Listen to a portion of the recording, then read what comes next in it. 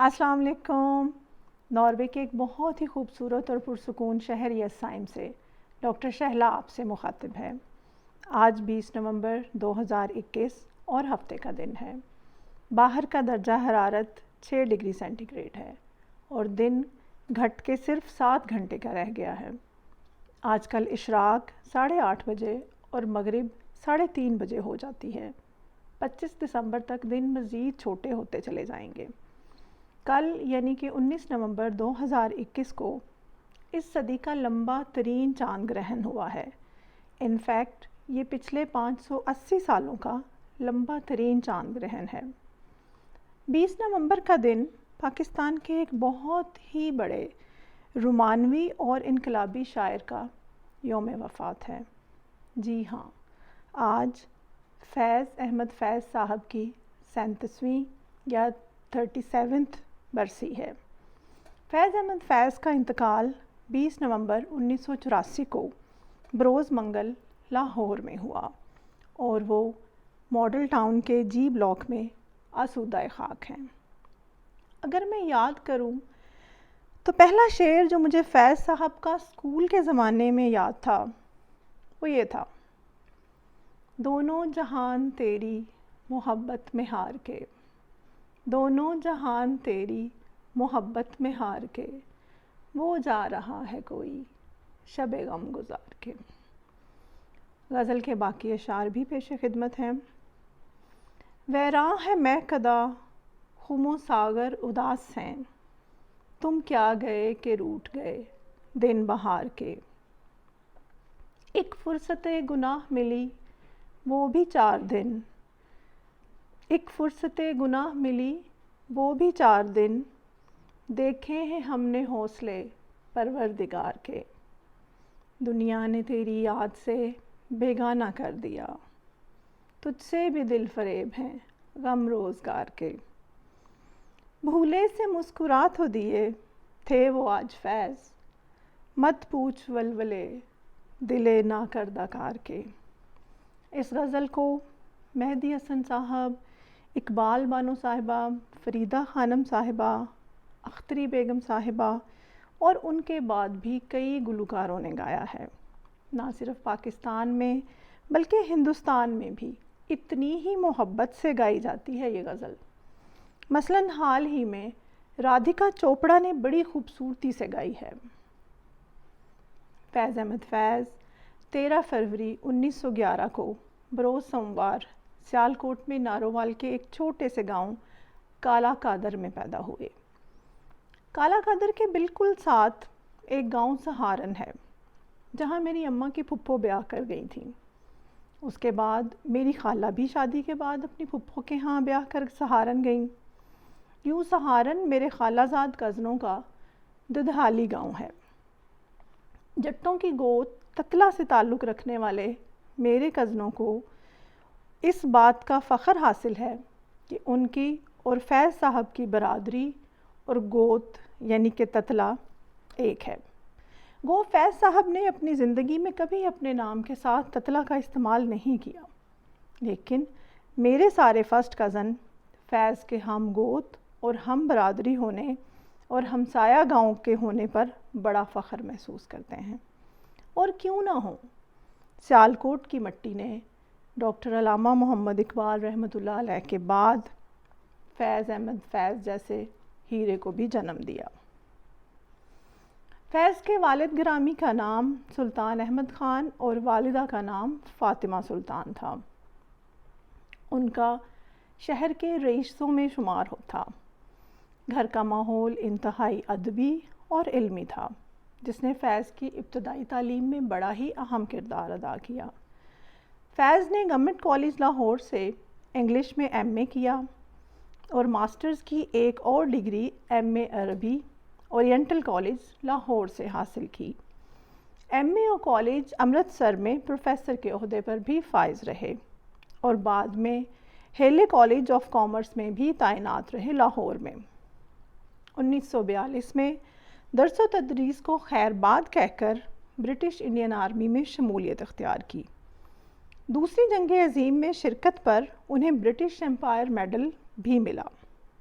1947 میں پاکستان ہندوستان کی تقسیم کے بعد فیض نے فوج سے استعفیٰ دے دیا اور دا پاکستان ٹائمز کے ایڈیٹر بن گئے۔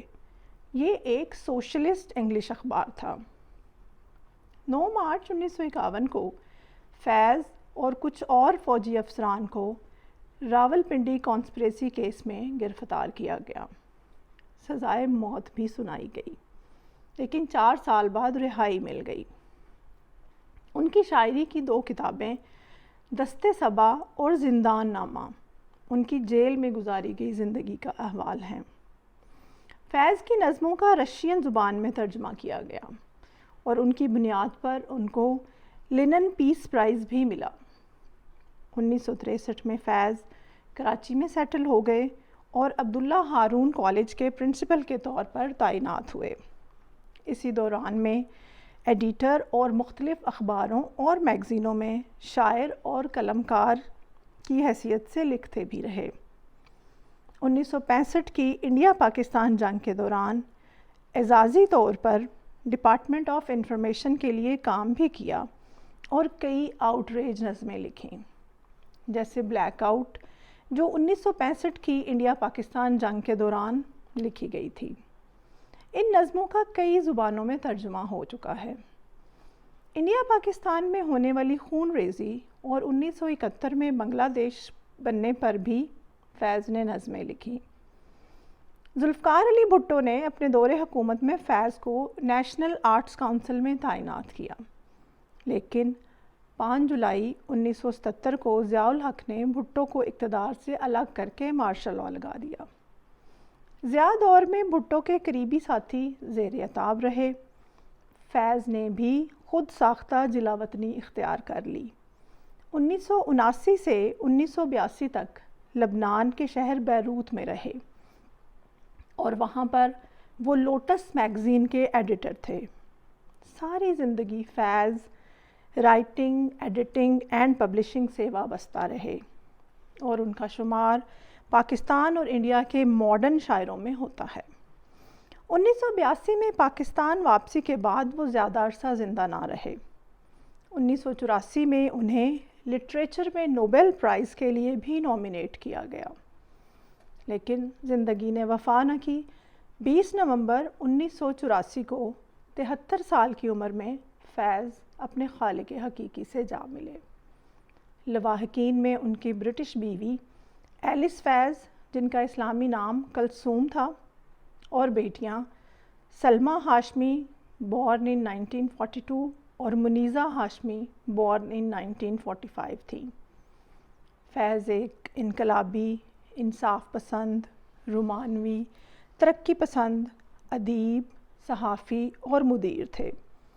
پاکستان میں وہ پروگریسو رائٹرز موومنٹ اور کمیونسٹ پارٹی آف پاکستان کے فعال رکن تھے۔ اپنے انقلابی خیالات اور ولولہ انگیز شاعری کی وجہ سے قید و بند اور جلا وطنی کی صعوبتیں بھی برداشت کیں، لیکن نوکے قلم پر کوئی آنچ نہیں آنے دی۔ زندگی کے آخری لمحے تک وہ تحریر اور اشاعت سے وابستہ رہے۔ فیض احمد فیض کو اردو اور پنجابی کے علاوہ انگریزی، عربی، فارسی اور روسی زبان پر بھی عبور حاصل تھا۔ ان کا مخصوص لہجہ اور اسلوب ہی وہ جادو ہے جو آج تک مداحوں کو اپنا اسیر کیے ہوئے ہے۔ ان کے مشہور شعری مجموعوں میں نسخہ ہائے وفا، نقش فریادی، دست صبا، زندان نامہ اور دست تہ سنگ شامل ہیں۔ قابل ذکر ایوارڈز میں نگار ایوارڈ 1953، لینن پیس پرائز 1962، نشان امتیاز 1990، اویسینا پرائز 2006 شامل ہیں۔ رات یوں دل میں تیری کھوئی ہوئی یاد آئی، رات یوں دل میں تیری کھوئی ہوئی یاد آئی، جیسے ویرانے میں چپکے سے بہار آ جائے، جیسے صحراؤں میں ہولے سے چلے باد نسیم، جیسے بیمار کو بے وجہ قرار آ جائے۔ یہ اشعار یو ٹی کے زمانے میں زبان زد عام تھے۔ جو بھی بندی ذرا سی بھی لٹریچر کا ٹیسٹ رکھتی تھی اس کو یہ اشعار ضرور یاد تھے۔ آپ میں سے کس کس کو یہ شعر زبانی آتے ہیں؟ کمنٹس میں ضرور بتائیے گا۔ فیض نے ہر طرح کی شاعری کی، لیکن ان کی پہچان ترقی پسند شاعر کے حوالے سے زیادہ ہے۔ ترقی پسند تحریک سے وابستہ ہونے کے بعد ان کے کلام میں انقلاب، جوش اور بلند خیالات کو دیکھا جا سکتا ہے۔ ملاحظہ کریں، ہم دیکھیں گے۔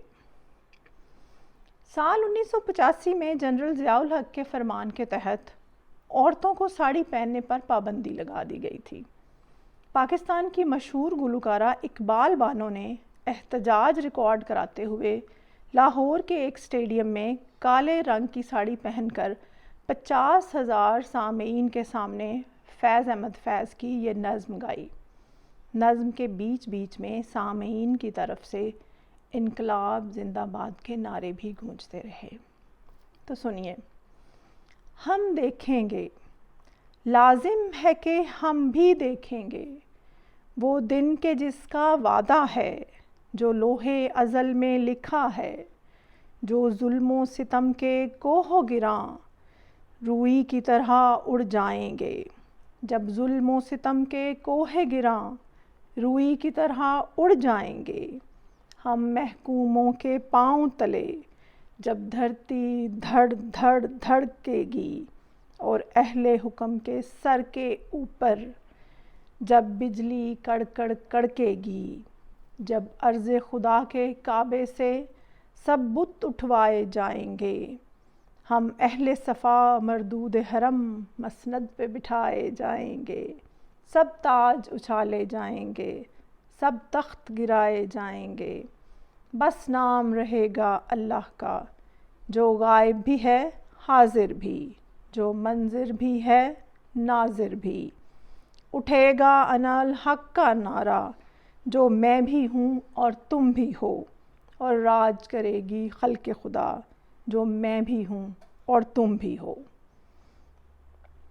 فیض نے زندگی کے ہر رنگ کو بہت قریب سے دیکھا ہے۔ سماج کی بدحالی، ناانصافی، ظلم، غلامی، انگریزوں کے مظالم، سرمایہ دارانہ نظام کی غلط پالیسیاں، کسانوں مزدوروں کا استحصال وغیرہ سب کچھ نے ان کے ذہن کو حد درجہ متاثر کیا، جس کے نتیجے میں ان کے کلام کے بنیادی موضوعات میں ہم یہ بخوبی دیکھ سکتے ہیں۔ ٹینا ثانی کی آواز میں گائی گئی بول کے لب آزاد ہیں تیرے، آزادی تقریر اور تحریر کے اوپر ایک بنیادی دستاویز کی حیثیت رکھتی ہے۔ سنیے، بول کے لب آزاد ہیں تیرے۔ بول، بول کے لب آزاد ہیں تیرے، بول زباں اب تک تیری ہے، تیرا ستواں جسم تیرا ہے، تیرا ستواں جسم ہے تیرا، بول کہ جاں اب تک تیری ہے۔ دیکھ کے آہن گر کی دکان میں، تند ہیں شعلے سرخ ہے آہن، کھلنے لگے قفلوں کے دہانے، پھیلا ہر ایک زنجیر کا دامن، بول یہ تھوڑا وقت بہت ہے جسم و زباں کی موت سے پہلے، بول کہ سچ زندہ ہے اب تک، بول جو کچھ کہنا ہے کہہ لے۔ فیض کی شاعری کے متعلق اور اس میں تہذیب و جمالیات کے متعلق شکیل الرحمن کا قول ملاحظہ کریں۔ وہ کہتے ہیں، فیض احمد فیض بر صغیر کی تہذیب کی جمالیات سے رشتہ رکھتے ہیں، جس کی جڑیں اس زمین کی گہرائیوں میں پیوست اور دور دور تک پھیلی ہوئی ہیں۔ فیض کی شخصیت کا ارتقاء اسی تہذیب میں ہوا ہے۔ ان کی شاعری اسی تہذیب کی جمالیات کے مختلف پہلوؤں کو پیش کرتی ہے۔ ان پہلوؤں اور جہتوں کو ہیومنزم کے جمالیاتی مظاہر سے تعبیر کرنا مناسب ہوگا۔ ملاحظہ کیجیے، آج بازار میں پا بجولاں چلو، یعنی کہ آج بازار میں پاؤں میں پڑی بیڑیوں کے ساتھ چلو۔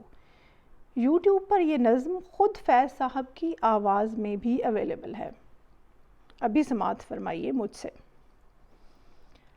چشم نم جان شوریدہ کافی نہیں، چشم نم جان شوریدہ کافی نہیں، تہمت عشق پوشیدہ کافی نہیں، آج بازار میں پا بجولاں چلو، دست افشاں چلو، مست و رقصاں چلو، خاک برسر چلو، خون بداماں چلو، راہ تکتا ہے سب شہر جانا چلو، حاکم شہر بھی مجمع عام بھی، تیر الزام بھی سنگ دشنام بھی، صبح ناشاد بھی روز ناکام بھی، ان کا دمساز اپنے سوا کون ہے، شہر جانا میں اب باصفا کون ہے، دست قاتل کے شایاں رہا کون ہے، رخت دل باندھ لو دل فگارو چلو، رخت دل باندھ لو دل فگارو چلو، پھر ہمیں قتل ہو آئیں یارو چلو، پھر ہمیں قتل ہو آئیں یارو چلو۔ فیض صاحب کی بہت ہی مشہور غزل گلوں میں رنگ بھرے، میرے دل کے قریب بہت ہی خوبصورت نظمیں، مجھ سے پہلی سی محبت، میرے محبوب نہ مانگ اور دشت تنہائی، اور مزید رومانوی لیکن زمینی حقائق سے جڑی شاعری کی بات میں ہمارے رومانس ڈے یعنی کہ منڈے کو کروں گی۔ آج کا ولاگ فیض صاحب کی برسی پر ان کو خراج تحسین پیش کرنے کے لیے ترتیب دیا ہے۔ بڑھتے ہیں اختتام کی طرف۔ اپنا اور اپنے چاہنے والوں کا ڈھیر سارا خیال رکھیے گا۔ فیض صاحب کی روح کو ایصال ثواب کے لیے فاتحہ پڑھیے گا۔ مجھے اپنی دعاؤں میں یاد رکھیے گا۔ اجازت چاہتی ہوں، آپ کی اپنی ڈاکٹر شہلا۔ اللہ حافظ۔